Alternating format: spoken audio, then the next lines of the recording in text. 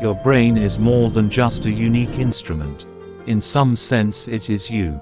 You could imagine having your brain removed from your body and being hooked up to machinery that provided it with sight, sound, and touch in such a way that you remain.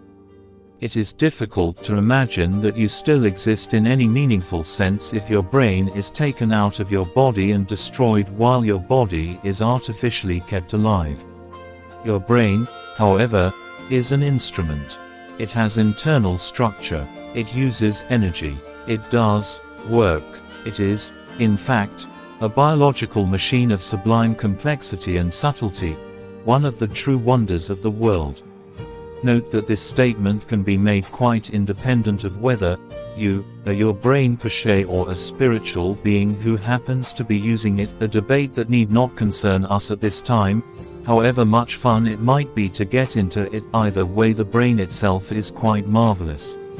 For all of that, few indeed are the people who bother to learn to actually use their brain effectively as an instrument. It just works, after all, whether or not we do this. Which is fine. If you want to get the most mileage out of it, however, it helps to read the manual.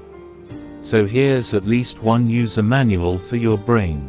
It is by no means complete or authoritative, but it should be enough to get you started, to help you discover that you are actually a lot smarter than you think, or that you've been in the past, once you realize that you can change the way you think and learn and experience life and gradually improve it.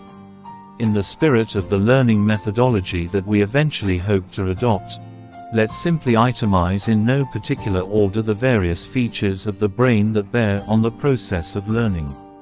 Bear in mind that such a minimal presentation is more of a metaphor than anything else, because simple and extremely common generalizations such as creativity is a right brain function are not strictly true, as the brain is far more complex than that.